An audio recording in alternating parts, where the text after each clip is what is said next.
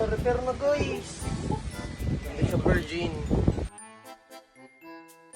Hello mga ka-fix, what's up mga higala? Another day, another repair vlog na sagta. Excited na ba mo?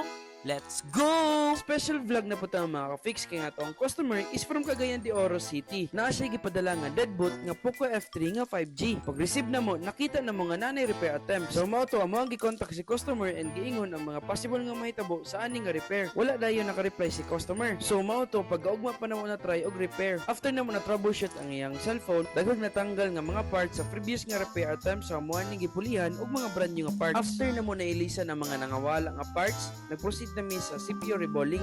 Ug reminder lang mga ka-fix, ang Gadget Fix Samal is located at Zone 3, Barangay Villarica, Island Garden City of Samal. Linya lang mi og in between lang mi sa duha ka barge. Pero mas duol lang mi and walking distance lang from Dab sa mga port. Nag-repair mi og iPhone, Android phone, laptop, MacBook, tablet, iPad ug TV. From parts replacement to motherboard repairs. Kung naamoy na nga problema, diri na sa Gadget Fix Samal. Kalidad barato ug masadigang repair shop sa isla sa Samal. Let's go!